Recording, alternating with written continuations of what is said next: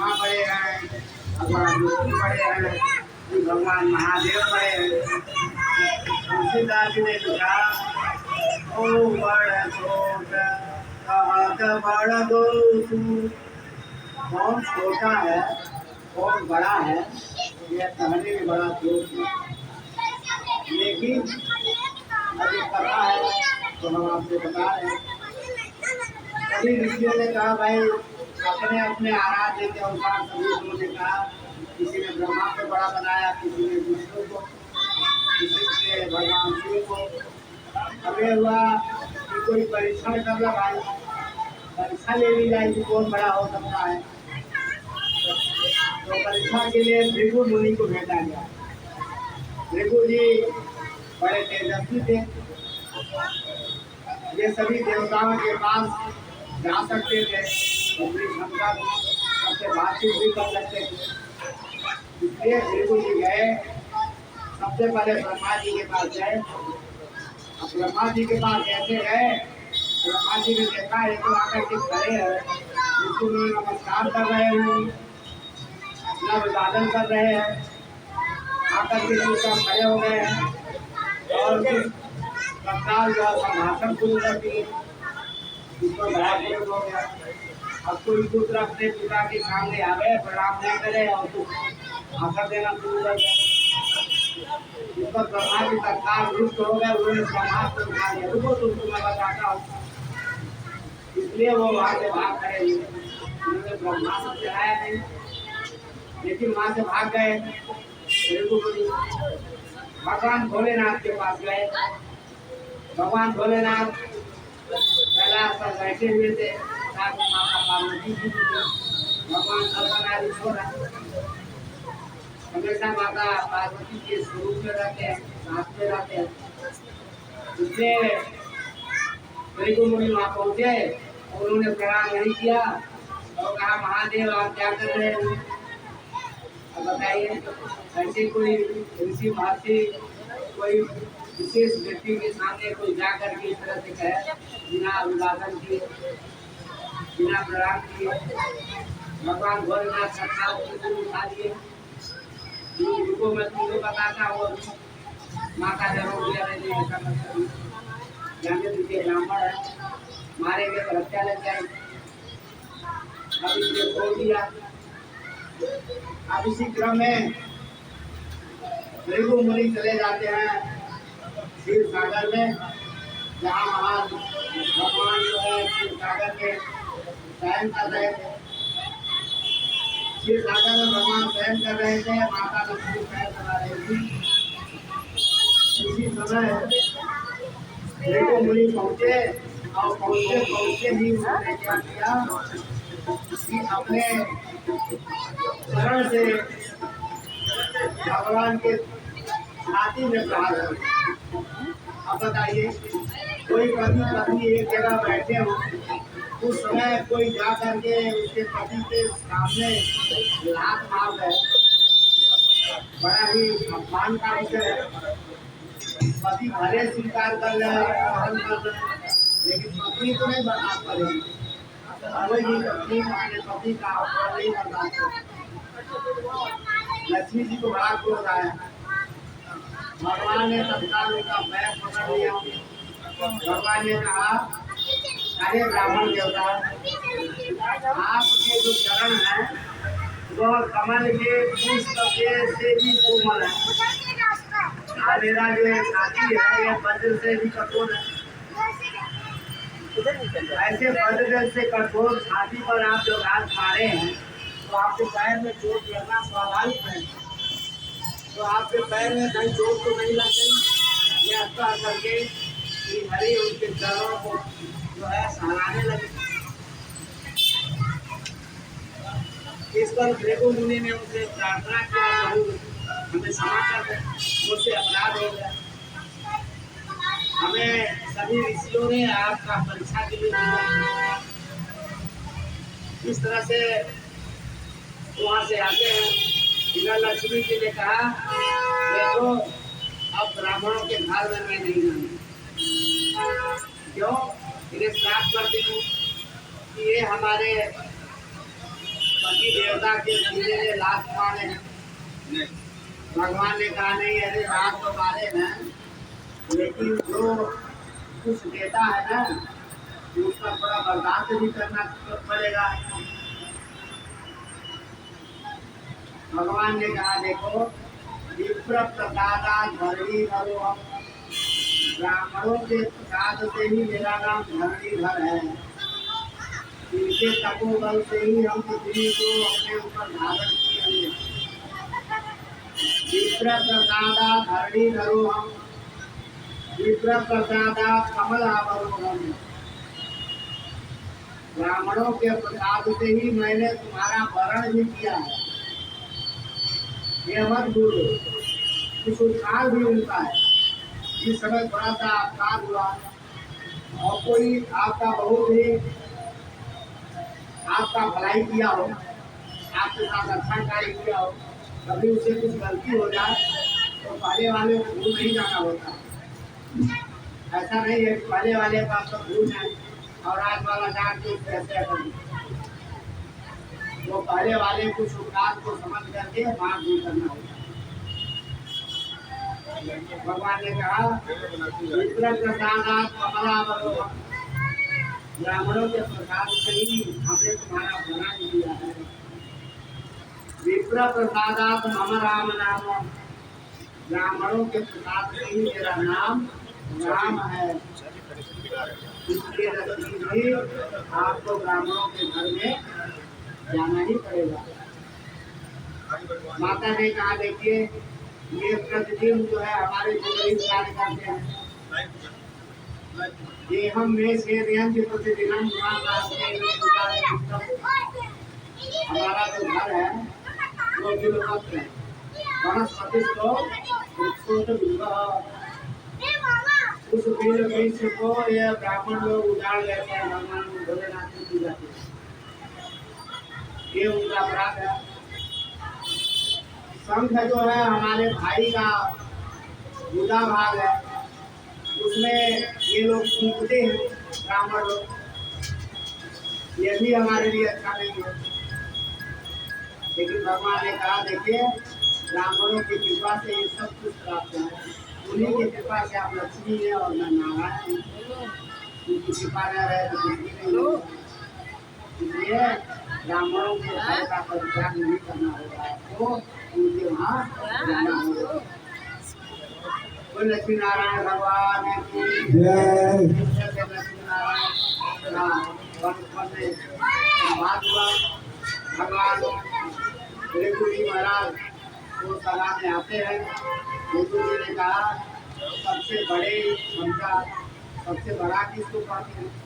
बर्दाश्त करने की क्षमता, सहन शक्ति जिसके अंदर होती है वही सबसे बड़ा है। उन्होंने कहा ब्रह्मा जी कोई बड़े बड़े नहीं है, भोलेनाथ भी नहीं है, श्री हरि में सब कुछ बर्दाश्त करने की क्षमता है, इसलिए श्री हरि ही बड़े। अब शास्त्रों में तो कहते हैं देखिए ये तीनों एक ही है, न कोई ब्रह्मा है न विष्णु है न महेश, एक ही स्वरूप है। अलग अलग भिन्न रूपों में बैठ करके भगवान अलग अलग जिम्मेदारियों का निर्वहन करते हैं, लेकिन वास्तविकता वास्तविक स्वरूप ये नहीं है। बोले वृंदावन जय।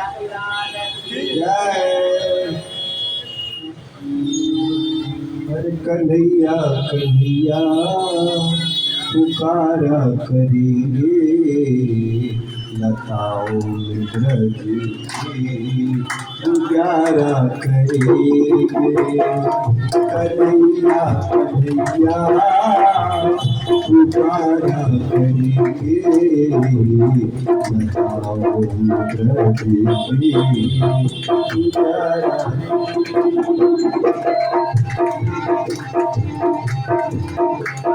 कहीं तो मिलेंगे गोपा के बिहारी कहीं तो मिले गोपा के बिहारी उन्हीं के चरण चित लगाया करेंगे उन्हीं के चरण चित लगाया करेंगे कन्हैया कन्हैया पुकारा करेंगे लताओं ब्रज की पुकारा करेंगे कन्हैया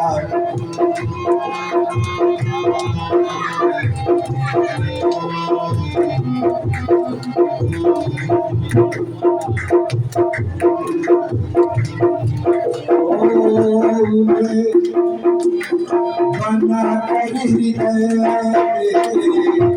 हम प्रेम मंदिर बना कर हृदय हम प्रेम मंदिर वही उनको झूला झुलाया करेंगे वही उनको झूला झुलाया करेंगे कन्हैया कन्हैया पुकारा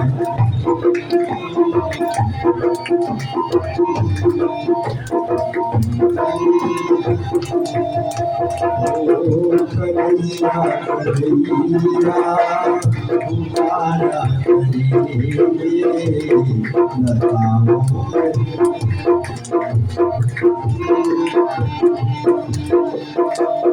तुम्हें हम दिखाएंगे आँखों से दीवे तुम्हें हम दिखाएंगे आँखों से दीवे उन्हीं से सदा लगाया करेंगे उन्हीं से सदा लगाया करेंगे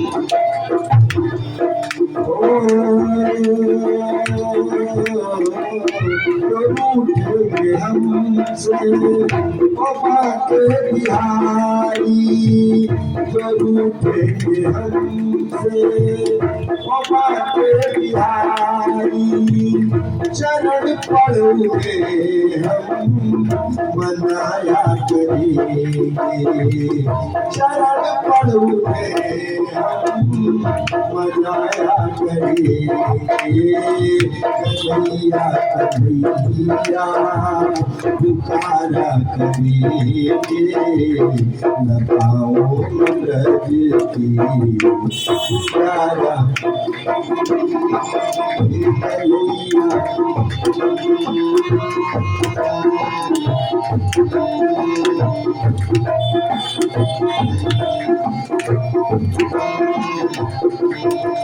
देखिए भक्त में एक गीत गया है भक्ति की हट उन्हें प्रेम डोरी हम बांध लेंगे उन्हें प्रेम डोरी हम बांध लेंगे तो फिर वो भाग पाया करेंगे तो फिर वो भाग पाया करेंगे पुकारा करेंगे लताओं की पुकारा करेंगे कन्हैया कन्हैया पुकारा करेंगे लताओं गाड़ी बंद किया बोले वृंदावन बिहारी लाल की जय। क्योंकि गाड़ी बहुत स्लो चल रही है। कब पहुंचेगी स्टेशन उसका आज ठिकाना नहीं है। आज आप लोग पूरा धैर्य से बैठिएगा, 10 भी बज सकता है। आप अच्छा करने की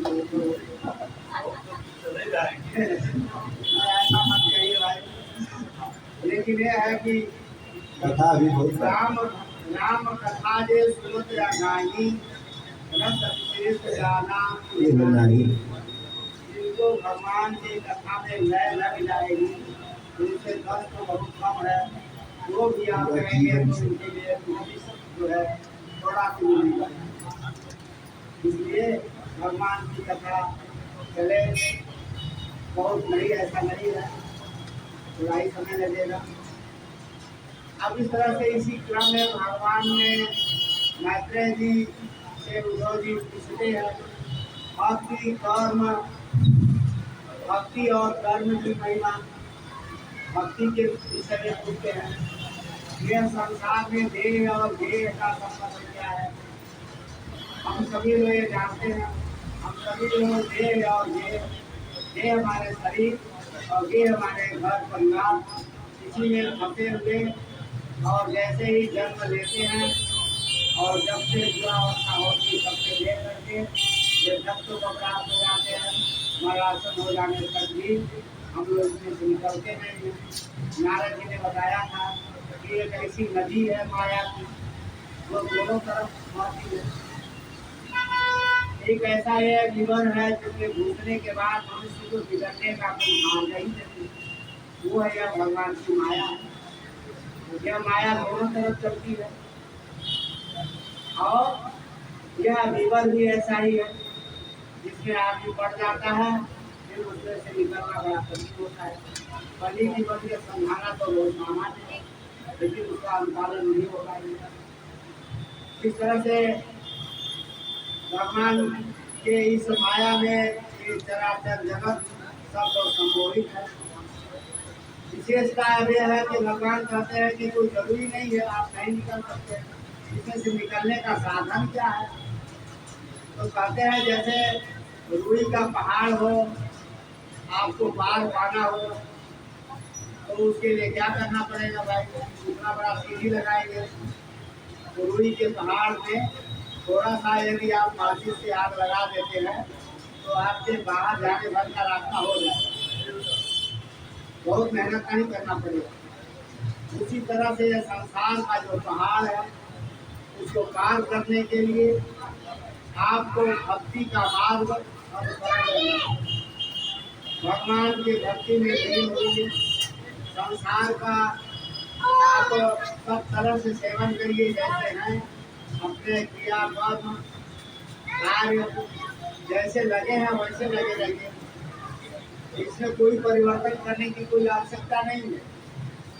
लेकिन थोड़ा सा और जागृत होइए, भगवान को जानिए कि ये सब कुछ भगवान का है, हम भगवान के ही हैं, तो जो कर रहे हो भगवान का है और हमें हर जगह भगवान देख रहे हैं। कभी आप एकांत स्थान में बैठिए तो ये न जाने हमको कोई नहीं देख रहा है, उस समय भी आपको अपने वस्त्रों से सुसज्जित रहना चाहिए। जैसे रथ में नहीं बैठना चाहिए, उल्टा सीधा नहीं बैठना चाहिए, क्योंकि उस समय आपकी आत्मा आपको स्वयं देख रही है। इसलिए आपको चिंतन जरूरी है। जब आप एकांत होइए आपको चिंतन करिए, अपने कर्तव्य का विचार करिए कि मुझसे कितना अकर्म हुआ है संसार में, कितना सत्कर्म हुआ है। सत्कर्म के पीछे पढ़ना नहीं, जितना हुआ होगा यह नहीं समझना चाहिए। लेकिन हमसे अकर्म कुकर्म न हो पाए उसको ध्यान देना चाहिए। इसलिए भगवान की कृपा हमारे पर बनी रहे और भगवान की सेवा में लगना चाहिए। जहाँ भगवान का कथा पूजा होता हो, भगवान का सत्संग होता हो, वहाँ जाकर पूजा करके सुनना चाहिए। हिंदू की पूजा की नहीं समझ है। भगवान कहते हैं धो की पूजा और देखा के खा। भगवान शालिग्राम को स्नान करा लीजिए, उन्हें चंदन लगा दीजिए और जो सरोजक और लीजिए, जो आपके पास भोजन आता है वो भगवान को समर्पित कर दीजिए तो नियम शरीर को खटता नहीं है उसको दे। फिर आप खा लीजिए, आराम से खा लीजिए, लेकिन इतना ही नहीं हो पाता है कि भगवान को समर्पण करने लगा, दूसरी कर लेने का नहीं लगेगा। अपने आप को बदलना होगा, अपने मन वाणी मनसा वाचा कर्मणा, तीन तरह के कर्म होते हैं, मनसा वाचा कर्मणा। मानसिक रूप से वाणी से भी पवित्र हो, हमारी वाणी परिष्कृत होना चाहिए, देना चाहिए हम खाना बनाए खाली पानी, भोजन कहिए करिए, भोजन करिए, भोजन शब्द कितना सुंदर आपको लग रहा है। स्नान करिए, नहाना कोई अच्छा चीज नहीं है, स्नान कर लीजिए, जलपान कर लीजिए, पूजा कर लीजिए, पत्नी को बीवी शब्द से उच्चारण करिए, धर्म पत्नी कहिए। पत्नी जो है वो धर्म पत्नी इसलिए उनका नाम है कि उनके द्वारा धर्म को धारण किया जा सकता है। जब तक पत्नी जब साथ में है तो आप धर्म को धारण कर सकते हैं, धर्म कर्म करने का अधिकार प्राप्त है। इसलिए श्री धरणे धातु में आता है, तो धर्म पत्नी है वह धर्म की एकदम साक्षी है, देवी है वो, इस रूप में प्रकट हुई है। इस तरह से धर्म की मर्यादा है, और मर्यादा में यदि दोनों पत्नी है तो यह धर्म की मर्यादा है, उन्हें धर्म पत्नी कहिए। श्रीमती जी कह सकते हैं, वह जिनकी बुद्धि लक्ष्मी गई सदृश है वो श्रीमती जी है, जिन्हें श्रीमती कह सकते हैं, धर्म पत्नी कह सकते हैं। लेकिन ऐसे शब्दों का उच्चारण न हो, इसलिए वो मछली जो है भगवान में लग जाती है तो अपनी ही मछली की होती है। इसलिए ऐसे हमेशा ये आचार आपके वहाँ कोई 5 प्रकार के महायज्ञ की बात आई है, 5 प्रकार का यज्ञ है, ये 5 प्रकार के यज्ञ हम हमेशा करते रहे। अब कौन कौन सा यज्ञ है? अब वो यज्ञ है कि देव यज्ञ, देवताओं का यज्ञ होता है जिसमें हवन पूजन देवताओं का होता है। ज्ञान यज्ञ, ज्ञान यज्ञ जो चल रहा है एक दूसरे को उपदेश देना। अतिथि यज्ञ, अतिथियों की सेवा करना, साधु ब्राह्मणों की सेवा करना। भूत यज्ञ, प्राणियों की रक्षा करना, और कोई प्राणी भूखा है, बीमार है, हमारे पास उसकी क्षमता है तो हम अपने सामर्थ्य के अनुसार से उनकी सेवा कर सकते हैं। और भूत यज्ञ, प्राणियों की सेवा करके और अन्न आदि का दान करके जितना 5 प्रकार के यज्ञ हैं। पितरों की सेवा, पितरों का आचरण पूजन, ऐसे 5 यज्ञ गृहस्थ के लिए नियुक्त बताया गया है। ये नित्य पंचकर्म है, इस तरह से करना चाहिए। अपने घर में बैठ करके अनायास वार्ता न करने के अलावा हमारे पास ये रास्ता है, हम बैठ जाए अपने घर में, अपने परिवार में जितने लोग हैं बैठा, 1-2 चौपाई रामायण की करें और उसका शब्दार्थ भगवान भोलेनाथ का, विष्णु भगवान का, दुर्गा जी का, जिस भी किसी देवता देवी का हो सके आप अपने घर में मूर्ति चाहे प्रतिमा रखें और सायंकालिक बैठ करके उनको आरती करें।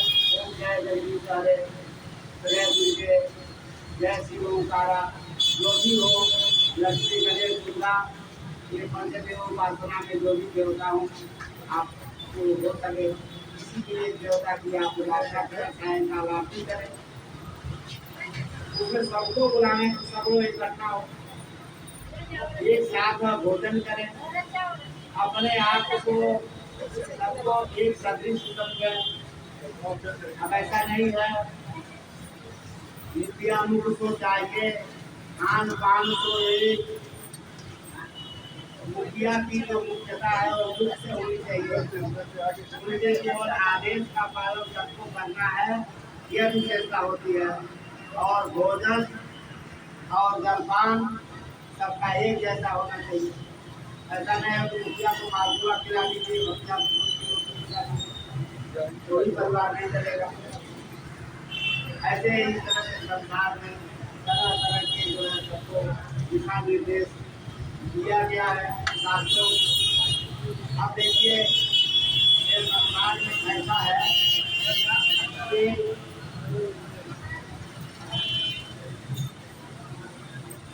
मनुष्य का जो नाम है मर्त्या, मर्त्य शब्द से इसका उच्चारण किया गया है। मर्त्या मरणशीला मरण धर्मा मानवा, ये व्याख्या है। मनुष्य का नाम मर्त्य लोग है। मनुष्य का जो शाब्दिक अर्थ निरुक्त में है वह मरणे धातु से जो मरता है उसे मनुष्य। अब एक एक क्षण सब मरते हैं, सब क्षण मरते हैं। मैंने अभी पहले भी कहा जो आप कुछ साल पहले जो थे आज नहीं है। आप देखते देखते बंधत्व को प्राप्त होते हैं। आपके सामने बच्चा छोटा जन्म लेता है, फिर देखते देखते वो बड़ा बड़ा होता है, युवा होता है, फिर देखते हैं कि वो भी जो है पापा पिता बन जाता है और उसके भी बाल पकने लगते हैं, रोटी आ जाती है। इसी तरह से आपके देखते देखते बिल्कुल भी बड़े बड़े हो जाते हैं। छोटे पौधे आप लगाते हैं तो बड़े हो जाते हैं। इसी तरह से संसार का जो वृत्ति है सद्भाव विकारा हो, सब प्रकार के जो भाव विकार हैं उसी में ये पूरी सृष्टि आती है। सब लोग बढ़ते हैं, रहते हैं, छिन्न भिन्न होते हैं और विनष्ट हो जाते हैं। इस तरह से समझना चाहिए। और जैसा भी हो भगवान अपने सभी कर्मों को करते हुए भी भगवान का सुबह शाम में एक बार स्मरण जरूर करना चाहिए। और जो हो वो भगवान को सब समर्पित कर देना चाहिए। जो भगवान को समर्पण की भावना से कार्य करता है उस कर्म का दोष उसे नहीं लगता है। बोले वृंदावन बिहारी लाल की जय। अब इस तरह से बताते हैं संसार में भगवान जब उद्भव स्थिति जन्म सृष्टि का की रचना स्थिति उसका रहना और संहार ये तीनों की व्यवस्थाएं होती हैं। आप देखते हैं प्रातः काल सूर्योदय होता है, दोपहर में सूर्य इतना तेज हो जाते हैं कि हम लोग की गर्मी को बर्दाश्त नहीं कर सकते। सायंकाल अस्ताचल पर चले जाते हैं। जब सूर्य अस्ताचल पर जाते हैं तो चंद्रमा इधर उदय हो जाते हैं। अब जब चंद्रमा अस्त होते हैं तो सूर्य उदय हो जाते हैं। बस यही क्रम, यही सृष्टि का हम सभी लोगों का यही व्यवहार है। जो जन्म लेता है फिर युवावस्था में आता है, फिर वृद्धावस्था में अस्ताचल ले जाता है और फिर दूसरा उधर जन्म लेने के लिए तैयार हो जाता है। यही है कारक क्रमेण जगतः परिवर्तमान। कार्यक्रम से ये जगत की एक चक्र चल रहा है। कभी हम सुख के पहिए में आते हैं, कभी दुख के पहिए में आते हैं, कभी आनंद में आते हैं, कभी कष्ट में आते हैं। सबसे भगवान का सब प्रसाद समझ करके और उसको यथाशक्ति उसको पार करना चाहिए। भगवान का ही भजन करना चाहिए। भगवान का संकट काल में भी भगवान को नहीं छोड़ना चाहिए और समृद्धि काल में भी भगवान को नहीं छोड़ना चाहिए। भगवान के लीलाओं का बार बार लाभ करना चाहिए। ये भगवान की व्यवस्था है। भगवान स्वयं लीला का संवरण कर देते हैं। अब भगवान के इतने संख्याएं भी असंख्य। अब आपसे बता रहे हैं 16,108 प्राणियां थी, सबसे 10 पुत्र होंगे। अब उस दसों के सबकी पत्नियां थी और सबसे 10 हुए।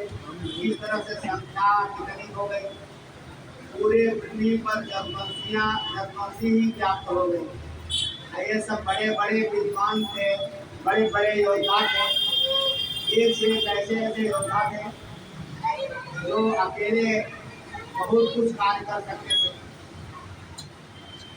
कई कई हजार हाथियों का बल था इनके अंदर। अब आज के जो किसी के पास एक बैल का बल हो तो अगल बगल को रहने नहीं देगा। उसमें हाथियों का बल था, लोगों के पास 10-10 हजार हाथियों का बल ही लोगों के अंदर व्याप्त था। ऐसे क्रम में भगवान ने सोचा कि अब लीला का संवरण करना पड़ेगा। हम तो पृथ्वी पर अवतार दिए थे किसी लिए, ये पृथ्वी का भार हरण करने के लिए, लेकिन मेरे द्वारा अब 56 करोड़ तो जगवंशीय हो गए, अन्य लोग कहाँ जाएंगे, इसलिए इनका संवरण करना चाहिए।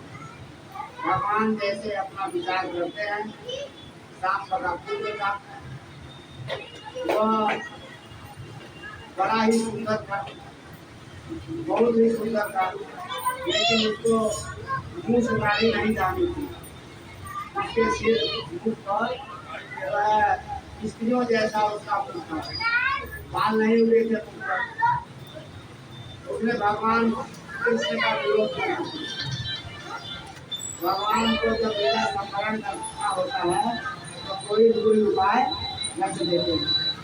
बहुत बढ़िया बिल्डिंग बनी है, पता चलता अभी उसमें कहीं से एक जगह छिद्र हो गया, धीरे धीरे पानी दिख रहा। अब उसके बाद धीरे धीरे क्या होता है, यहाँ वहाँ टपकते पूरा बिल्डिंग धीरे होती है और गिरने के कगार पर आ जाती है। भगवान वैसे जीवन में भी कहीं एक छिद्र बनाते हैं जिससे संहार भी हो सके। उसी तरह भगवान ने अपने पूर्व में ऐसा किया। वो इतना भगवान की निद्रा करने लगा और मदिरा का पान करने लगा, जबकि भगवान का ही नाती था, लेकिन मदिरा का पान करने लगा। भगवान को कुछ नहीं बोले। इस तरह से उल्टा सीधा वो बात नहीं करता था। एक दिन वो सब क्या किए, कुछ ऋषि लोग वहाँ, अगस्त ऋषि, दुर्वासा ऋषि, ऐसे ऐसे बड़े बड़े ऋषि लोग वहाँ पर बैठ करके और भगवान की अर्चना कर रहे थे। उसी समय वो सब क्या किए कि शाम को स्त्री का वेश बना दिए। उसके मुंह में बाल और तो था नहीं, उसको साड़ी पहना दिए और उसके पेट में कपड़ा बांध करके और उसका पेट बड़ा कर दिए। ले आकर के इसको पूछना शुरू कर दिए कि महाराज ये बताइए, ये स्त्री है, इसके पेट में बच्चा होने वाला है, ये कन्या जनेगी अथवा लड़का जनेगी, लड़का होगा कि लड़की होगा, ये बता रहे।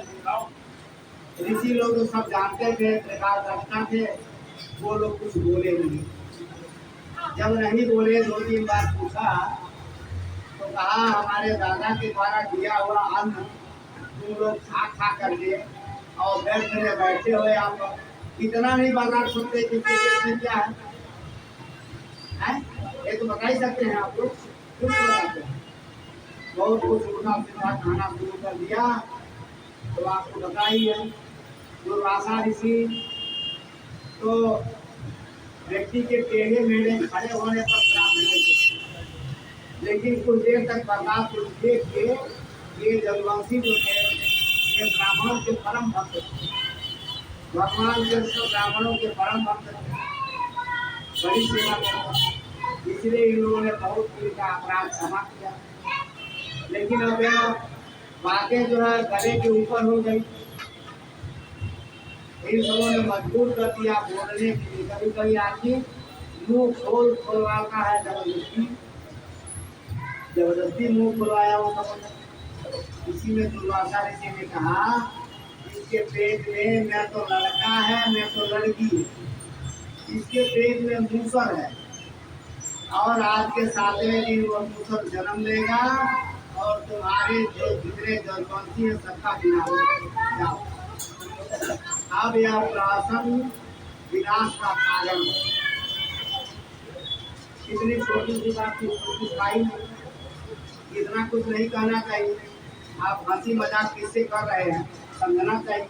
आपका संवाद किससे हो रहा है, सामने बैठने वाला क्या है, इस पर विचार करना चाहिए। बिना विचारे ही उन्होंने ऐसा कहा, इसलिए ब्राह्मणों को श्राप दे दिया, जाओ इसमें से दूसरा पैदा होगा और उसी से तुम्हारा विनाश हो जाएगा।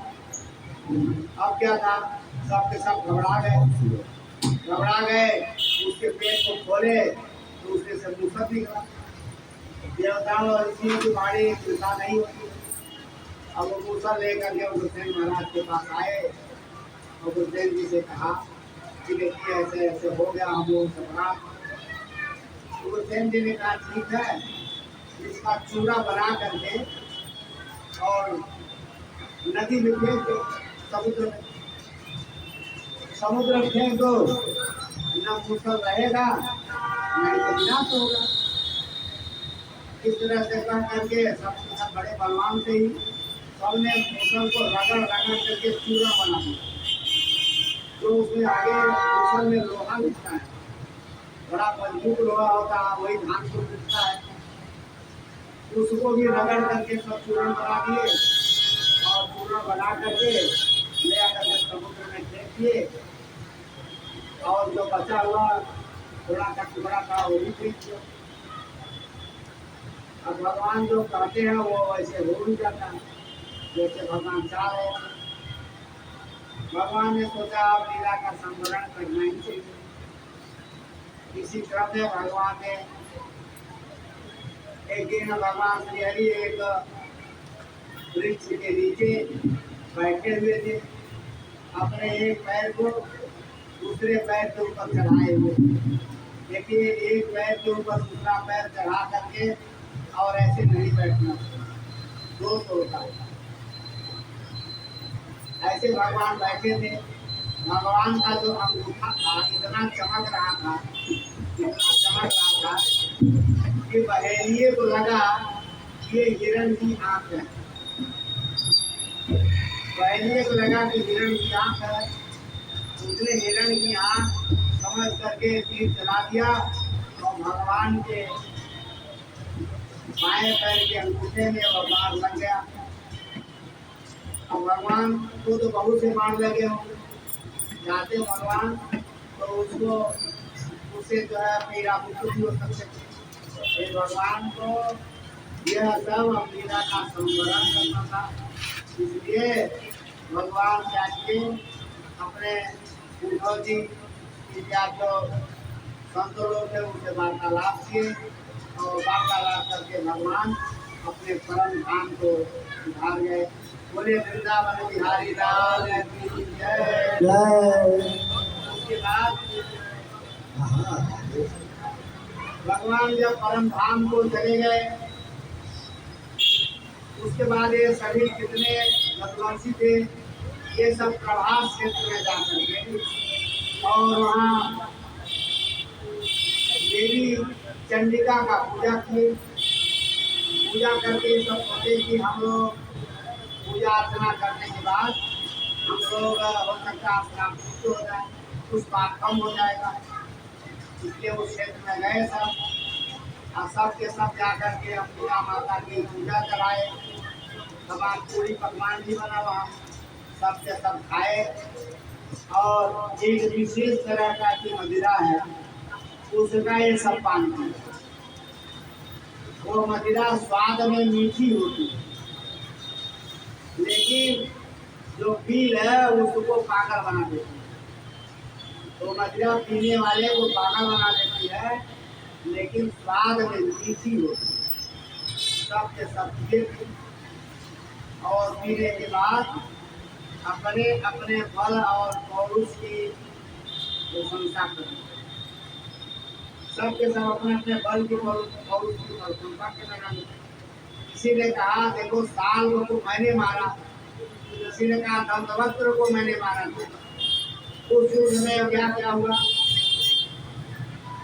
अब बड़े बड़े योद्धाओं को मारा था, उसने कहा तुम क्या मारे हो, मैंने इससे उससे बड़े जो है दैत्य का वध किया है। तरह तरह से सब अपनी कोई प्रशंसा करने लगे। अब जब दूसरा प्रशंसा करता तो उन्हें क्रोध आ जाता। अब इस तरह से पहले तुमुल नाम का युद्ध होता है। तुमुल नाम का युद्ध क्या होता है? तू तू मैं जिसको कहते हैं। पहले जब झगड़ा होता है तो पहले तू तू मैं होता है। पहले तू तू मैं हुआ, उसके बाद सब के सब मल्ल युद्ध शुरू कर दिए, वापस में भिड़ना शुरू कर दिया। अब जब मल्ल युद्ध से लोग नहीं हारे तो सब के सब अपने रथ पर सवार हो गए। सबके रथ पर केतु पताका फहरा रहे थे बड़े बड़े। सबके रथों पर बड़े बड़े ध्वज लगे हुए थे। बड़े बड़े भगवान भी थे, रुद्रा थे, अतिरथ थे। वापस में भिड़ गए। अब इस तरह से सब शस्त्र समाप्त हो गया। किसी शस्त्र से सब नहीं मरे। उसके बाद और फिर नीचे आ गए रथ से उतर करके, और वहीं पर जो वो मूसल का चूर्ण बनाया गया था, वहाँ पर समुद्र के किनारे वही उग गया था बीच में, और उसी का जो है 3 धार वाला जो है वृक्ष उत्पन्न हुआ था। ऐसे पत्ते थे, उसमें 3 तरह से धार हुआ। उसी को उखाड़ उखाड़ करके उसे जिसको मारते थे वो मर जाता। इस तरह से परस्पर में लड़ करके ये 56 करोड़ जन जो है जनवंशी अपने में लड़ करके मर गए। किंचित पंचावशेषिका, कुछ 2 4 5 ही अवशेष रह गए जो वहाँ गए नहीं, जो मदिरा पान करते नहीं थे, जो भगवान के भक्त थे। भगवान जी ऐसे लोग बचे हुए थे। बतिया सब के सब इस तरह से भगवान ने अपने लीला का स्मरण किया। बोले लीला भारी भगवान की जय। भगवान ने लीला का स्मरण किया। सभी लोगों को भगवान ने प्रेरित कर दिया है। यहाँ जो ब्राह्मणों का श्राप था वो एक केवल बहाना था। भगवान को यह लीला का अपने आप संभरण करना था, सबको सबका संहार करना था। इस तरह से भगवान ने अपने लीलाओं का संभरण किया था। इसी क्रम में अब कहते हैं भगवान मृगंडु ऋषि के पुत्र थे मार्कंडेय जी महाराज। मार्कंडेय ऋषि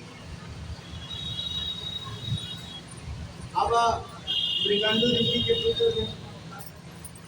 मार्कंडेय जी को केवल 5 साल की अवस्था मिली। 5 साल की ही अवस्था मिली थी जीवन की। लेकिन देव जी नारद जी वहाँ पहुँचे।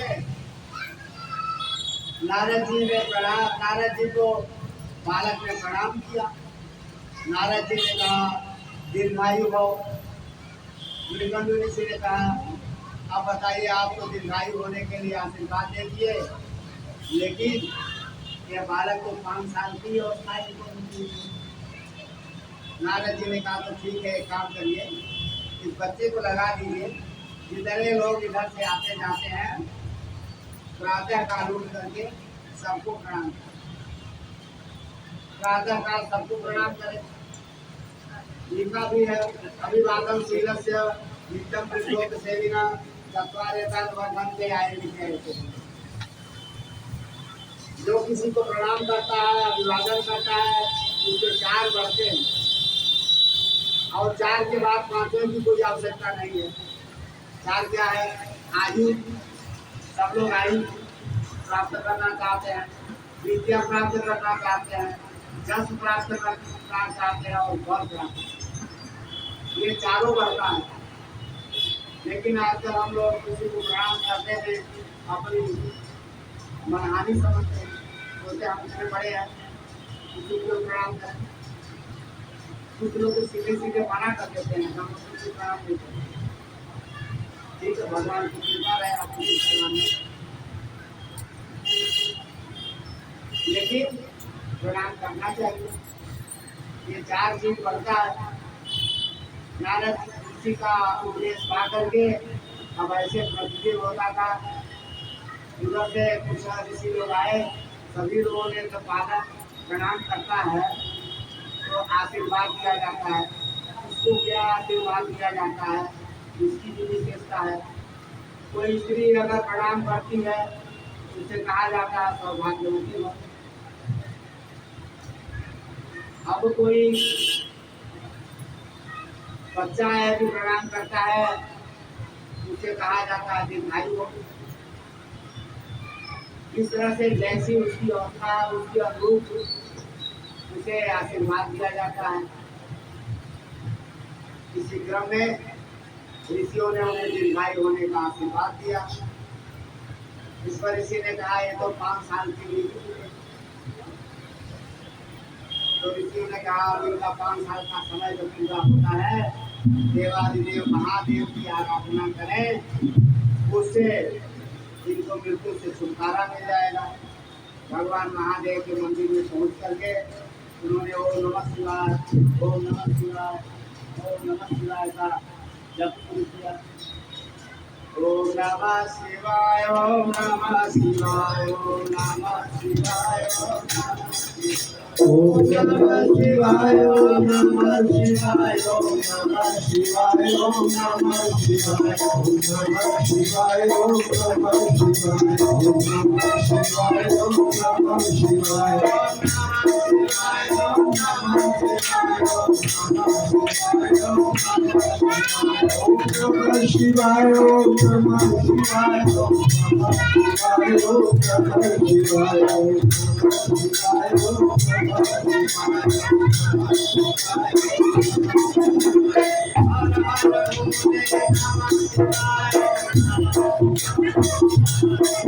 ओम हर हर भोले नमः शिवाय, ओम नमः शिवाय, ओम नमः शिवाय, ओम नमः शिवाय, ओम नमः शिवाय, ओम नमः शिवाय, ओम नमः शिवाय, ओम नमः शिवाय,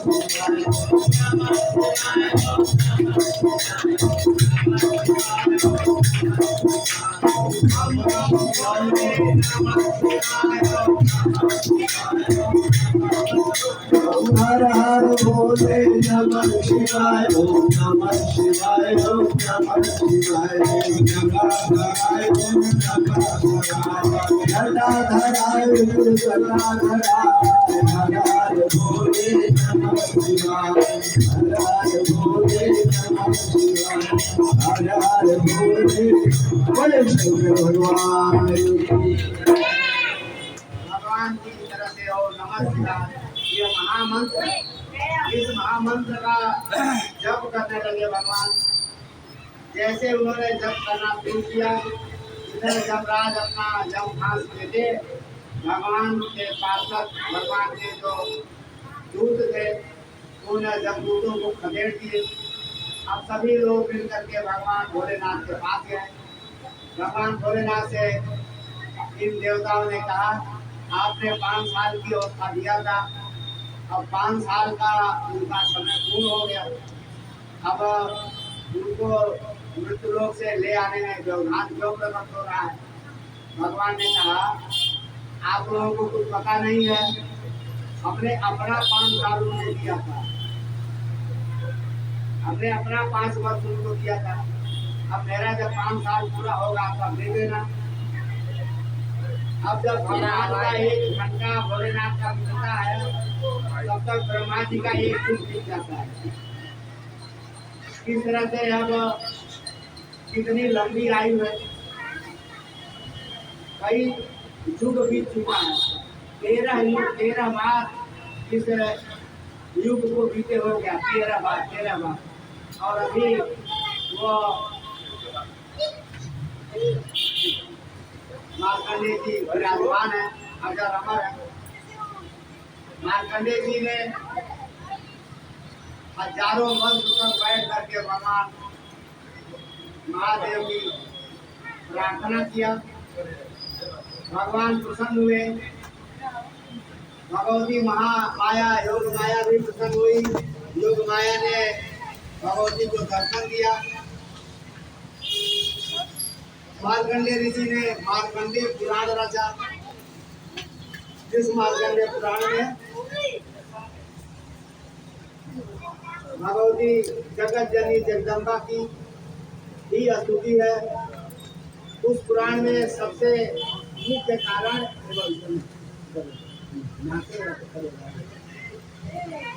जगत जननी जगदम्बा ही सब कुछ बताई गई है।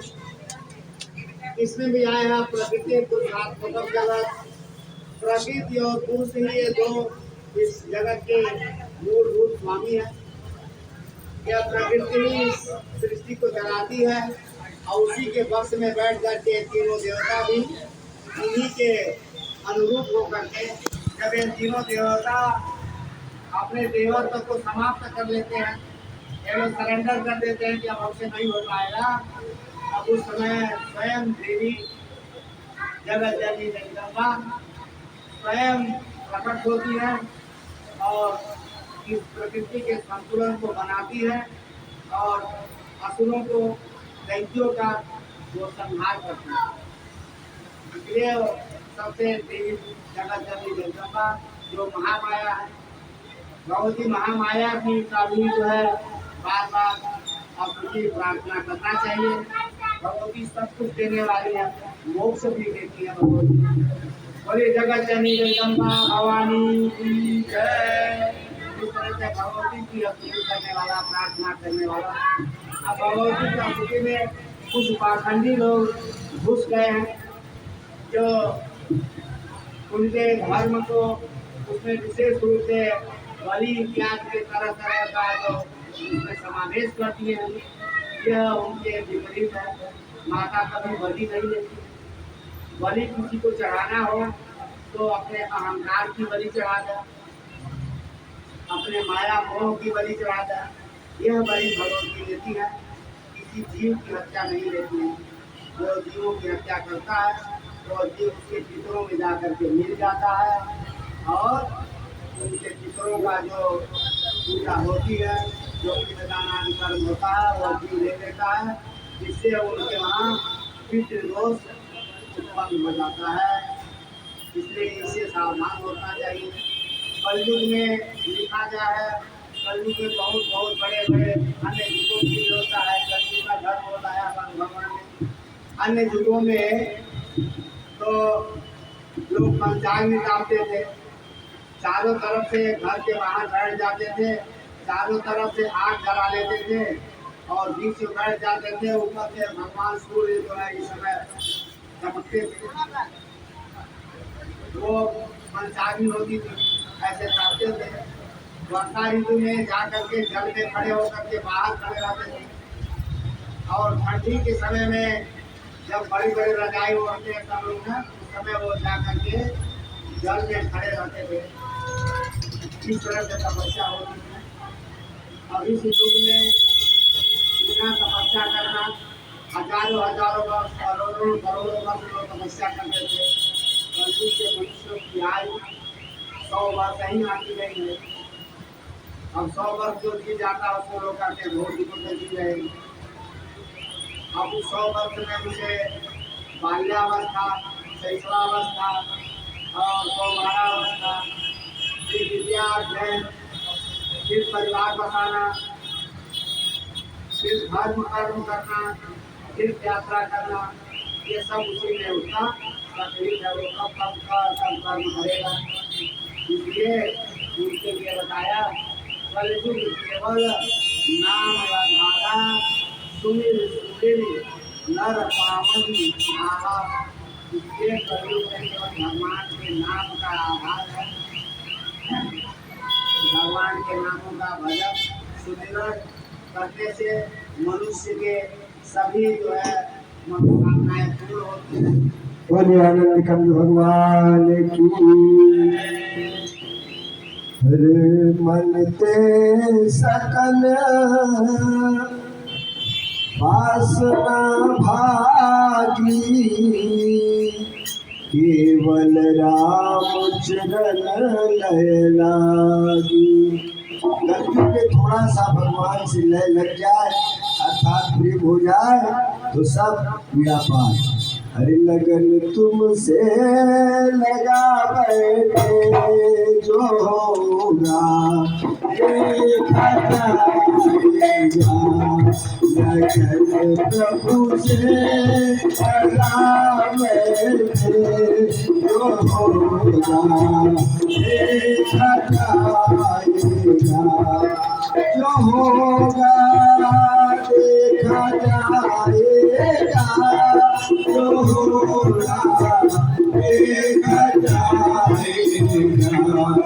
मुझे अपना बना बैठे जो होगा देखा जाएगा।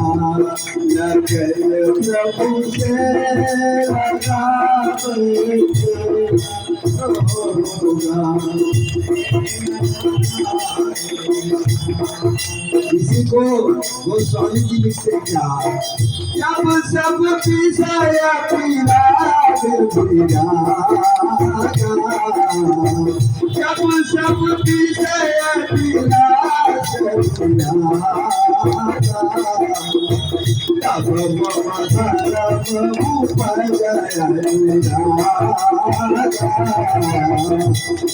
गुण धावत फूला गुण धावत फूला गद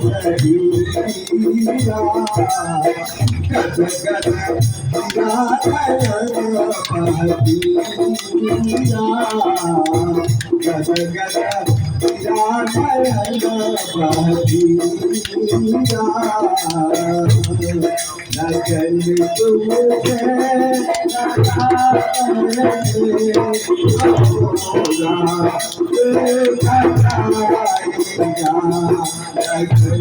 प्रभु से लगा होगा देखा जाएगा। प्रभु से लगा होगा।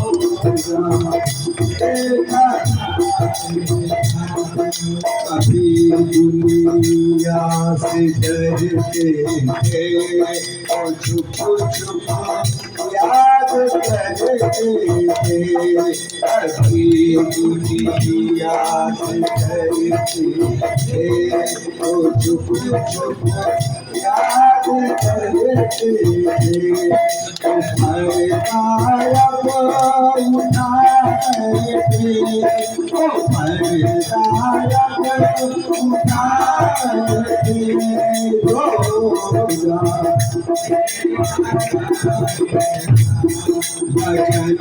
हरि से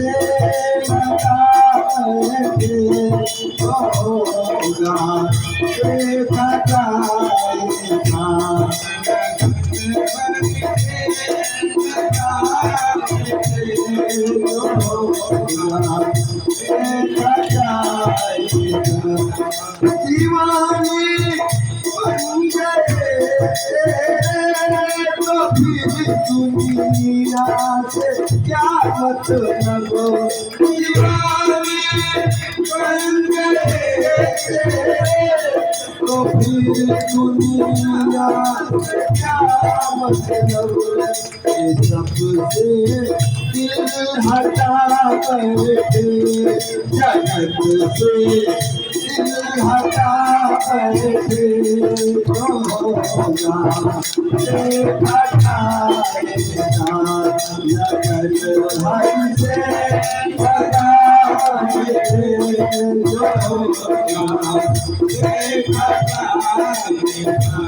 लगन प्रभु से लगा बैठे जो होगा देखा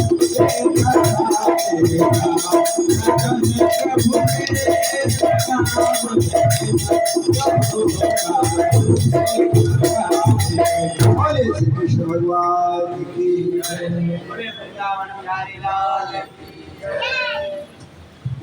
भगवान अपने लीलाओं का संवर्धन करते हैं। बात करने की इसी क्रम में भगवती देवी की आराधना करके और भगवती का साक्षात दर्शन प्राप्त की। अश्वत्थामा बलिया को हनुमान चतुर्थ कृपा पर परामर्श सत्यता दीन, ये 7 पूरे दूरी है। उसमें मार्कंडेय जी आखिरी आए, जो आखिरी की दूरी है। अब इसी तरह से क्रमों में सभी व्यास जी ने पहले वेद एक ही था।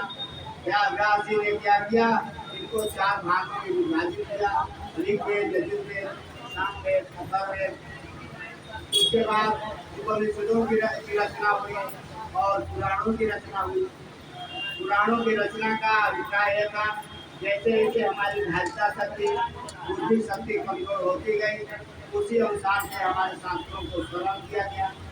अब अंतिम में गोस्वामी तुलसीदास जी ने सरल भाषा में रामचरितमानस की रचना कर दिया।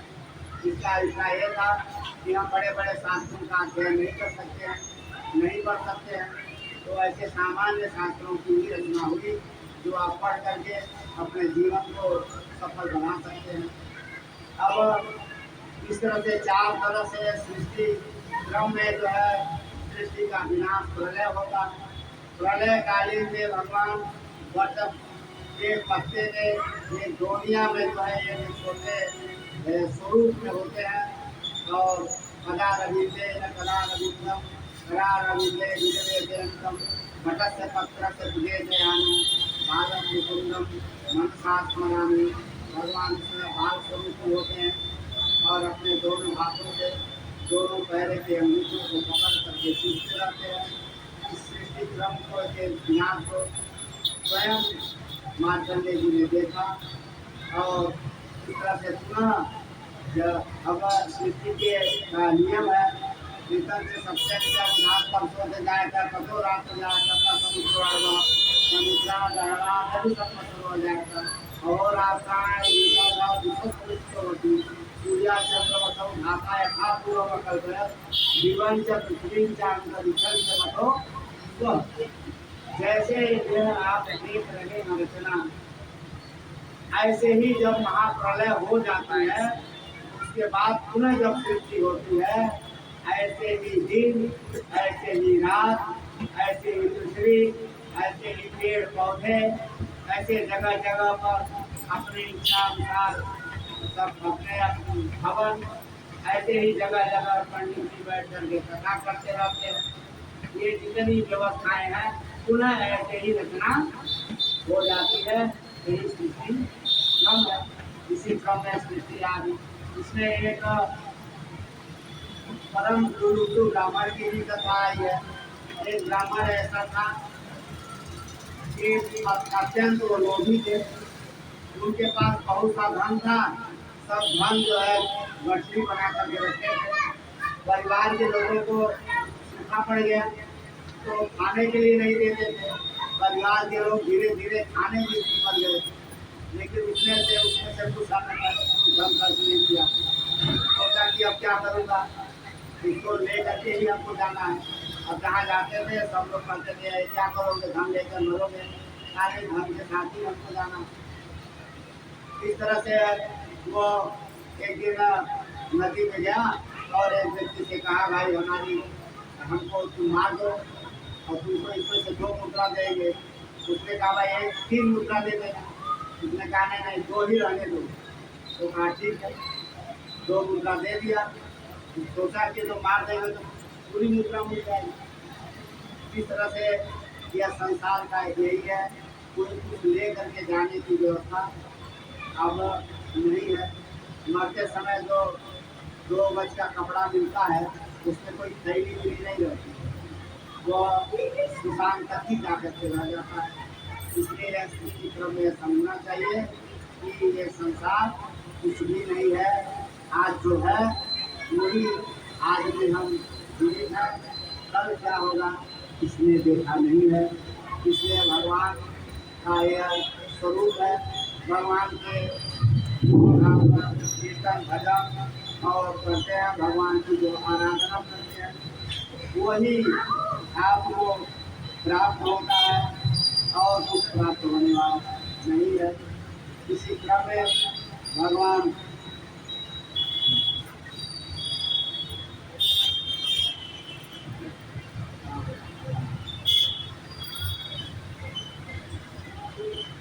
इसी क्रम में कहते हैं कि देखिए इस पुराण में तरह तरह के प्रश्न राजा परीक्षित सुखदेव जी से पूछते हैं। उसके बाद सुखदेव जी महाराज राजा परीक्षित को उनके हर प्रश्नों का समाधान करते रहते हैं। मनवंतरों का वर्णन है, राजाओं का वर्णन है, सृष्टि क्रम का वर्णन है, मनुष्यों के इसमें तरह तरह के मनुष्यों को कौन कर्म करने वाला मनुष्य किस नरक में जाता है, इन नरकों का भी वर्णन इसमें किया गया। भगवान के दशम स्कंद में भगवान के लीला अवतार है। उसके बाद भगवान का बाल लीला का वर्णन है, भगवान के रास लीलाओं का वर्णन आया है। भगवान ने रास लीला किया। अब रास लीला भगवान का इतना दिव्य था, वो रास लीला देखने के लिए बताते हैं माता पार्वती भी आने के लिए तैयार हुई। जब माता पार्वती तैयार हुई, भोलेनाथ ने कहा देखो भाई हम लोग दोनों साथ ही साथ जाते हैं, हम भी तुम्हारे रास लीला में चलेंगे। माता ने कहा देखिए भाई वहाँ पुरुषों का प्रेम निषेध है, आप कैसे जाएंगे। भगवान ने कहा हम भी स्त्री बन जाते हैं, इसमें क्या लगा। भगवान भोलेनाथ भी स्त्री का वेश बना करके उस रास लीला में आते हैं, रास लीला का दर्शन करने के लिए। लेकिन सभी लोगों से चोरी हो नहीं पाती है। जो असली चोर होता है वो चोरी कर लेता है, जो नकली चोर होता है पकड़ा जाता है। इस तरह से भगवान जैसे आए और वो जब लीला हो रही थी तो भगवान अपने स्वरूप में आ गए, पकड़ा गए। भगवान जैसे भोलेनाथ का दर्शन हुआ तो रासलीला का संवरण हो गया। बोले वृंदावन बिहारी लाल की जय। भगवान के रासलीलाओं का वर्णन है। उसके बाद भगवान की जब बाल लीला समाप्त हुई, भगवान ने कंस आदि का मुस्लिक चाकू ऐसे ऐसे बड़े बड़े दंतवस्त्र आदि बड़े बड़े दैत्यों का भगवान ने वध किया। पुनः भगवान जाते हैं गुरुकुल में, संदीपनी गुरु विद्या अध्ययन करते हैं। विद्या अध्ययन करने के बाद भगवान आते हैं और अक्रूर जी के वहाँ और पूजा के वहाँ उनके ऊपर कृपा करते हैं। उसके बाद भगवान की जब शिक्षा पूर्ण होती है, इधर जरासंध भगवान पर चढ़ाई करता है। इस तरह से भगवान 18 बार जरासंध को मार मार के भगाए। उसकी कई अक्षौणी सेनाएं होती थी, सबको मार मार करके भगवान ने समाप्त किया। अंतिम में भगवान स्वयं जो है उस पर्वत से कूद करके और द्वारकापुरी में गए। वो समझा कि हमने अब समाप्त कर दिया भगवान कृष्ण को, उसने आग लगा दिया था उस पर्वत पर, लेकिन भगवान वहाँ से निकल गए। उसके बाद भगवान ने कालजवन को भस्म किया। महाराज मुझको लगा भगवान ने उनको दर्शन किया, भगवान स्वयं श्री हरि ने। उसके कालांतर में भगवान ने महाभारत की जो लीला हुई उसमें कौरव और पांडवों में घोर युद्ध हुआ। उस युद्ध के माध्यम से भगवान ने सभी जो बड़े बड़े आतताई थे, दैत्य थे, दुष्ट प्रवृत्ति वाले राजा थे, सबका भगवान ने संहार किया। एक दूसरे से कांटे से कांटा निकाला जाता है, इसी तरह से भगवान ने एक दूसरे को फंसा करके एक दूसरे से लड़वा करके और सबको समाप्त करना दिया। इस तरह से भगवान के भौमासुर आदि राक्षसों का वध किया और भगवान के विवाहों की गणना 16,108 हुई। उनके पौत्र पौत्र आदि बड़ी लंबी संख्या हो गई। इसलिए भगवान ने सोचा कि अभी लीला का संवरण कैसे करें। तो लीला के संवरण में भगवान ने उन सबको सबके लिए भगवान ने व्यवस्था बनाया। भगवान स्वयं जो है इस लोक से अपने परम धाम हो गए और सभी जदवंशी जो थे वापस निर्वाण समाप्त हो गए। किंचित पंचावशेषित किंचित से कुछ दो चार पाँच की रह गए। इस तरह से भगवान ने अपना लीला किया। कुल लीला बिहारी भगवान की जय। अब देखिए 18 पुराण है। पुराणों में श्लोकों की संख्या क्या है? ब्रह्म पुराण में 10,000 श्लोक हैं। ब्रह्म पुराण में 10,000 श्लोक हैं और पद्म पुराण में 55,000 श्लोक। सबसे बड़ा पद्म पुराण है, इसलिए श्लोकों की संख्या 55,000 है। श्री विष्णु पुराण में 23,000 श्लोक है और शिव पुराण के श्लोकों की संख्या 24,000। श्रीमद् भागवत में 18,000 श्लोक है, जिसका वाचन आपके यहाँ हुआ। यथामति यथागति अपने आप को आप लोगों के सामने कुछ सामान्य रूप में आप लोगों को सुनाने का प्रयास भी किया।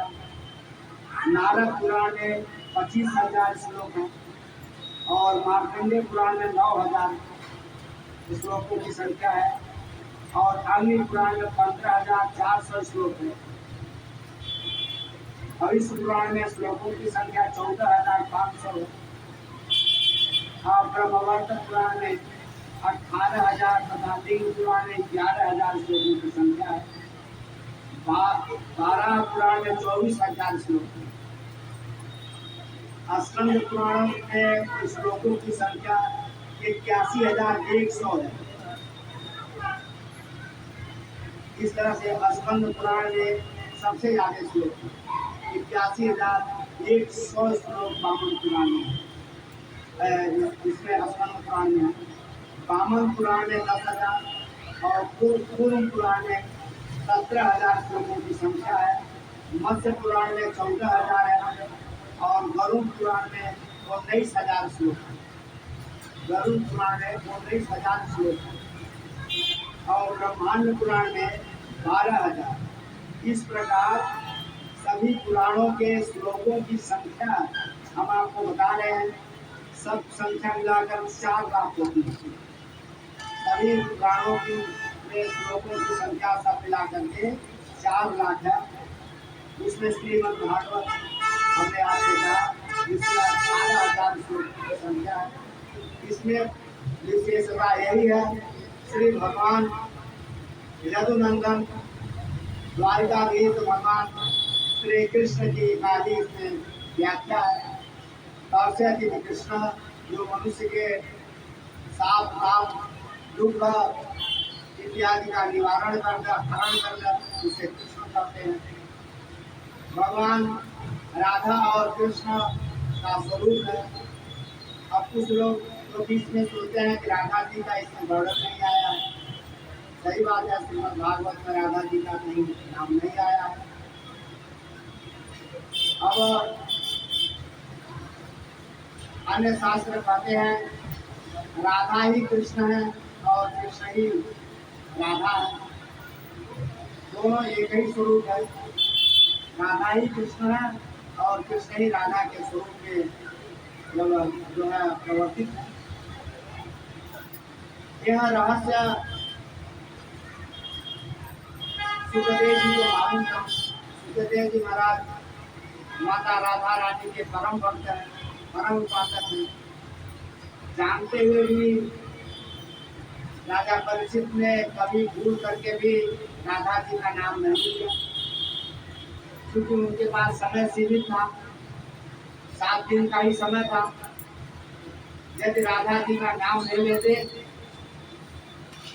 तो ऐसे स्थिति में सुखदेव जी के समाधि लग जाती और राधा राधा राधा राधा ऐसा होने लगता। अब वो समाधि कब टूटी पता नहीं, तो भागवत हो ही नहीं पाई। और इतने इसी बीच में राजा परीक्षित का जो 7 दिन का ही समय था, उसकी समाधि वर्ष में खुलेगी, 6 महीने में खुलेगी, 2-4 साल में खुलेगी, 24 घंटे में खुलेगी, ऐसा निश्चित नहीं था। आप लोग भी राधा राधा राधा बोलते पढ़िए, राधा राधा राधा राधा राधा राधा राधा गोविंद राधे राधे।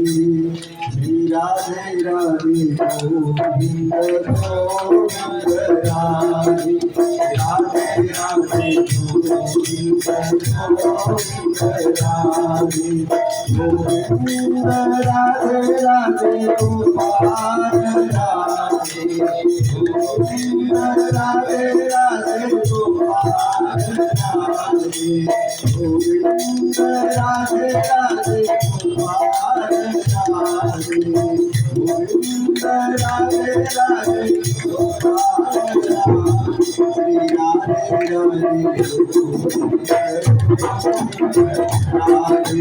राधे राधे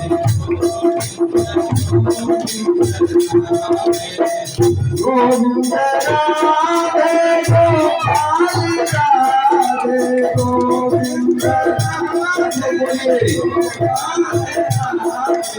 गोविंद राधे राधे गोपाल राधे राधे राधे गोपाल राधे गोविंद राधे राधे गोपाल राधे गोविंद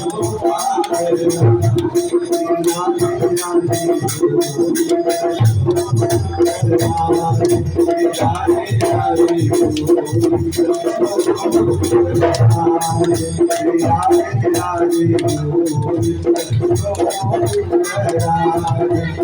राधे राधे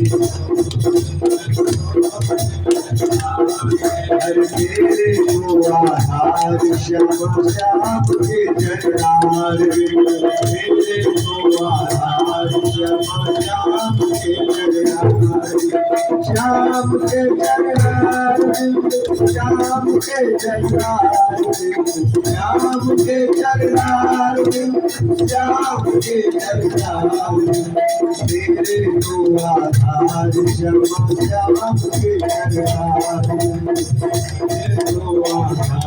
श्याम श्याम के जगनार संतों के आधार श्यामा श्याम के जगन्नाथ संतों के आधार श्यामा श्याम के जगन्नाथ भक्तों के आधार श्यामा श्याम के जगन्नाथ भक्तों के आधार श्यामा श्याम के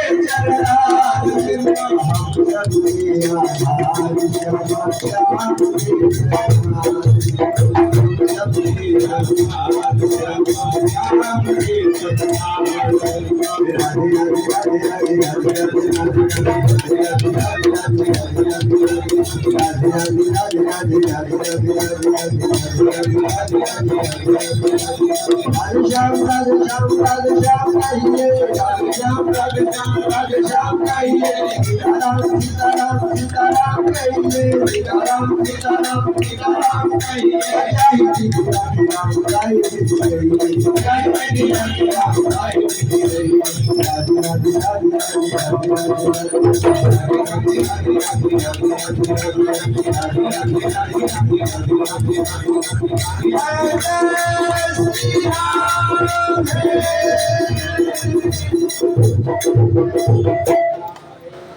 बोले राधा रानी की जय। जैसे भागवत के विश्राम के पूर्व राधा रानी का थोड़ा वर्णन और भजन करना भी अनिवार्य है, क्योंकि राधा रानी भगवान की प्राण है और राधा रानी में भगवान बसते हैं। जिसमें भगवान बसते हो उसका अवश्य ही जो है गुणानुवाद करना चाहिए। वैसे जितने भी पति पत्नी हैं सब एक दूसरे से एक स्वरूप में जिसमें सृष्टि हुई थी, तो कुछ लोग कहे कि पहले पत्नी है कि पहले पति है। ऐसे में भगवान स्वयं अर्धनारीश्वर का स्वरूप भगवान ने दिखाया कि देखिए आधा स्त्री है और आधा पति है। अब पति पत्नी को एक दूसरे से सम्मान और एक दूसरे पर श्रद्धा और एक दूसरे पर विश्वास रखना चाहिए। जो ऐसा नहीं करता है वो नरक का गांधी होता है। उसके माता जी सो गई, उनको जला दीजिए, गिर जाएंगे तो।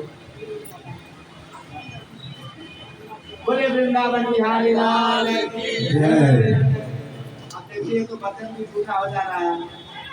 जब कुंभकर्ण को मार दिए भगवान तो उसकी पत्नी थी निद्रा। तो निद्रा ने कहा कि हम कहाँ जाए प्रभु। भगवान ने कहा कि जब कथा चलेगी उस समय आकर के तुम किसी पर विराजमान हो जाना और कथा सुन लेना। तो ऐसे भक्त लोग तो परेशान हो गए। तो भगवान ने कहा नहीं जब भजन करा देंगे मंदिर लोग भाग्य। तो तुमको भागना पड़ेगा। लेकिन यहाँ तो भजन कराने के बाद भी माता जी बोले वृंदावन बिहारी लाल की जय। इसलिए सही बात है। जब अनुकूल वातावरण मिलता है और भगवान का ध्यान रहता है तो निद्रा भी संभव है। लेकिन कोशिश करना चाहिए कि निद्रा नहीं आ रहे। तो मैंने गृहस्थ धर्म के संदर्भ में बताना हम चाह रहे थे। गृहस्थ का क्या धर्म है कई दिन से हम आप लोगों से कह रहे थे। जो गृहस्थ का धर्म है साधु संत ब्राह्मण अतिथि की पूजा होनी चाहिए। घर में जगह अनुष्ठान होना चाहिए। अब पहले युगों में हम जा करके पंचांग पूछते थे। वो पंचांग छापने की हमारे पास क्षमता नहीं है। हम तो थोड़ा सा धूप में निकलने से भी सोचते हैं कि हम कैसे धूप में कुछ काम कर सकते हैं। ऐसे स्थिति में अब हमारे पास क्या है समय भी नहीं है। इसलिए हमारे लिए बताया गया है व्रत और नियम। व्रत बताया गया है। व्रत ही एक तपस्या का दूसरा स्वरूप है। इसमें एकादशी का व्रत है। सबको एकादशी का व्रत अवश्य ही करना चाहिए चाहे स्त्री हो चाहे पुरुष हो। सबको स्त्री सभी को जो है एकादशी का व्रत करना चाहिए। हमने आपको पहले ही बताया एकादशी का व्रत सबके लिए अनिवार्य है। एकादशी के दिन जो हमें खाता है वो नरकगामी है। इसलिए एकादशी के दिन किसी को अन्न न तो देना चाहिए और न तो खाना चाहिए। एकादशी के दिन अन्नदान भी मंजूर है। इसलिए सबको भगवान की सेवा में एकादशी व्रत करके और भगवान को समर्पित कर देना चाहिए। उसके बाद शिवरात्रि है वो व्रत करना चाहिए। नवरात्रि आता है उसका व्रत करना चाहिए। उसके बाद हमारे वहाँ चंद्रायण व्रत है। चंद्रायण व्रत भी है। चंद्रायण व्रत करने का भी विधान है। मार्गशीर्ष समाज से के प्रतिपदा से लेकर के और शुक्ल पक्ष की पूर्णिमा तक यह व्रत किया जाता है। इस व्रत का विधान है आज जो खाते हैं उसके तरफ से थोड़ा थोड़ा घटाते जाएंगे। वो अन्न नहीं लेना है दूध पीना है फल खाना है। आज जो लेंगे उसको घटाते जाएंगे क्रमशः धीरे धीरे एकदम खत्म हो जाएगा काम हो जाएगा। ये चंद्रायण व्रत का भी है। उसके बाद ऋषियों की पूजा है साधु संतों की पूजा है। अब हमारे वहाँ अग्नि वायु और सूर्य और जल पृथ्वी गौ और ब्राह्मण ये प्रत्यक्ष देवता है। अग्नि वायु रवि व्यस्तु त्रयो ब्रह्म सनातन यह हमारे प्रत्यक्ष में देवता है। इसलिए इन्हें प्रत्यक्ष समझना चाहिए। अग्नि के लिए है अग्नि आपके घर में अग्नि के द्वारा आप भोजन पकाते हैं भोजन करते हैं। उनको पवित्र रखना चाहिए। उनके अंदर किसी प्रकार का कचरा नहीं डाल देना चाहिए। अग्नि जल रहा है ऐसा नहीं कि जाके कचरा डाल दिया और जल जाए। प्लास्टिक डाल दीजिए अथवा घर का जूठा उठा डाल दीजिए। अब अग्नि के रूप में सब डाल देंगे तो जानते हैं लास्ट में बड़ी कृपा होगी तो अभी अग्नि प्राप्त होगी। लास्ट में सबको उन्हीं के रूप में जाना होता है। इसलिए उनके रूप को अपवित्र मत करिए। बहुत पाप लगता है। जल में थूकना भी एकदम सर्वथा वर्जित है। जल में थूकना नहीं चाहिए पूजा भी नहीं करना चाहिए। जल की वरुण की पूजा की जाती है। इमं में बलसुदी हम अध्याप जैसे त्याज वस्तु का सके भगवान वरुण की पूजा होती है। वरुण का सूक्त है, स्वयं वरुण भगवान और ये सभी देवताओं के स्वरूप में भगवान श्री हरि भी, भगवान के लिए कहा गया तम अर्कस तम सोमस, आप सूर्य भी हैं, आप चंद्रमा भी हैं, तम अर्कस तम सोमस, समस्त पवन तम भूतवः, आप वायु भी हैं और अग्नि भी आप ही हैं। जब सब हम भगवान ही समझते हैं, इसलिए हम उनको अपवित्र करते हैं तो दोष के भागी बनेंगे। हमें जड़ता का व्यवहार नहीं करना चाहिए, कभी भी जड़ता का व्यवहार नहीं करना चाहिए। जो जड़ता का व्यवहार करता है वो जड़ ही होता है। हमने बताया 84 लाख दुनिया है, कृमयो 20 लक्षास्य, 20 लाख से है कृमियों का है, कीड़े मकोड़े हैं। अस्थावरा 20 लक्षास्य, 20 लाख अस्थावर है, लता गुड़ वनस्पति आदि। कृमयो 63 लक्ष का 30 लाख कृमि है जो कीड़े मकोड़े हैं। पक्षियों रुद्र लक्षास्य, 11 लाख पक्षियों की जातियां हैं।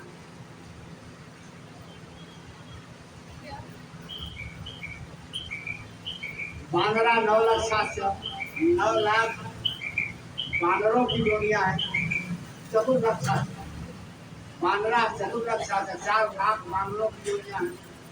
जलजा 9 लक्ष का, 9 लाख योनियां जो है जल में रहने वाले जलीय जीव हैं।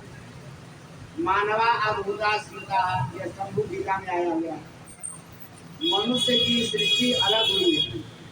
अब एक मनुष्य में इतने लोग बैठे हैं, एक दूसरे से एक दूसरा भेद नहीं है। सबके भाव विचार स्वरूप अलग अलग है। सबको बनाया एक ही सृष्टि करता है, सब एक जैसे नहीं है।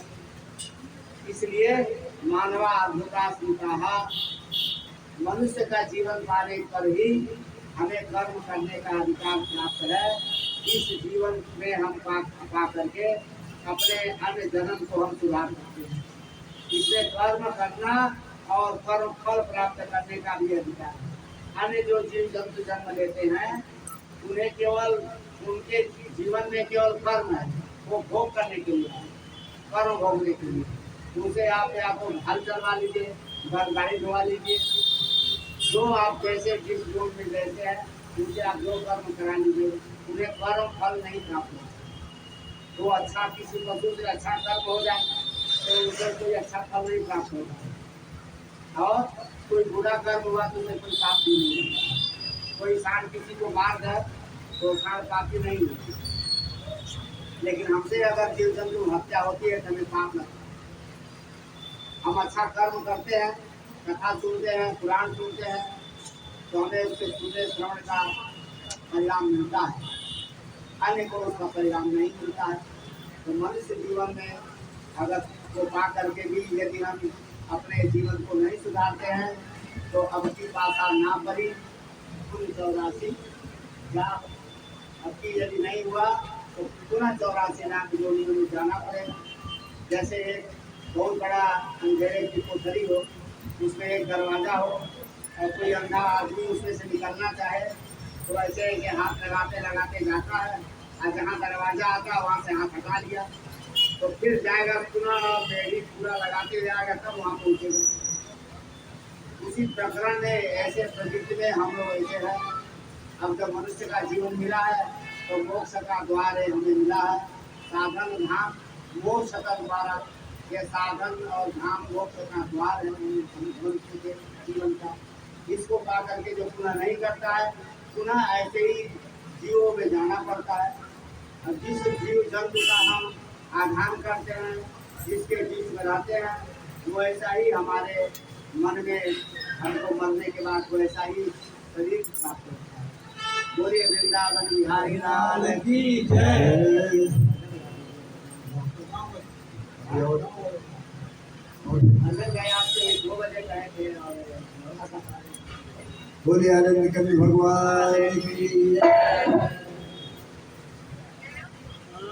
श्रीमन्नारायण नारायण नारायण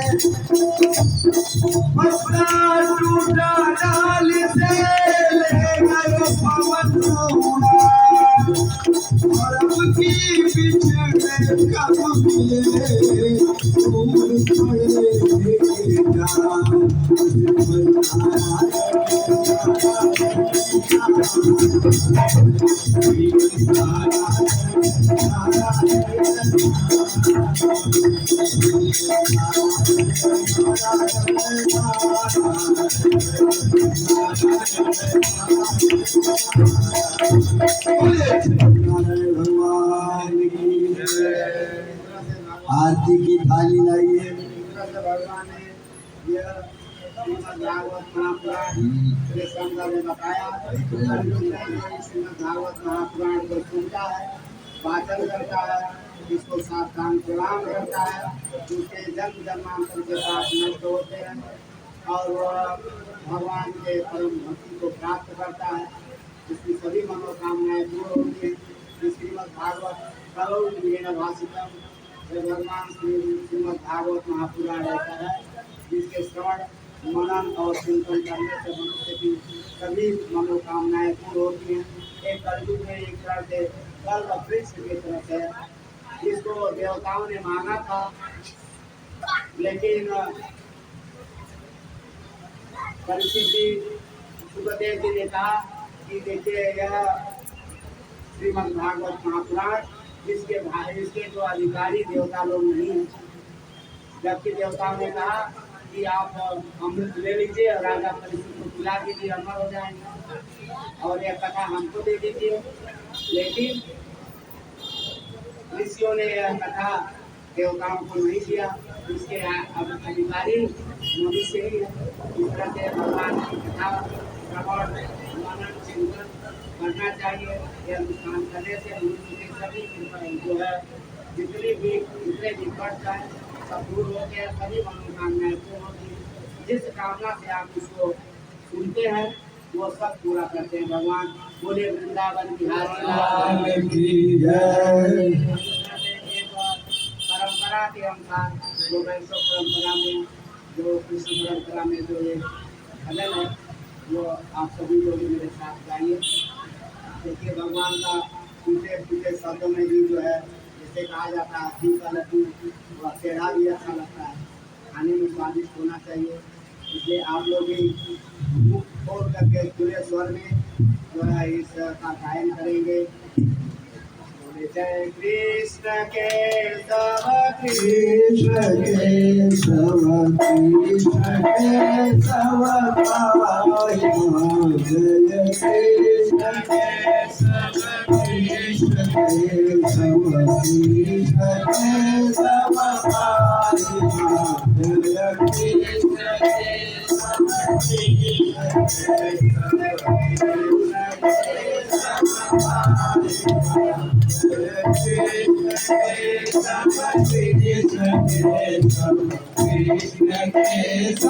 पाहि जय कृष्ण केशव कृष्ण केशव कृष्ण केशव पाहि जय कृष्ण कृष्ण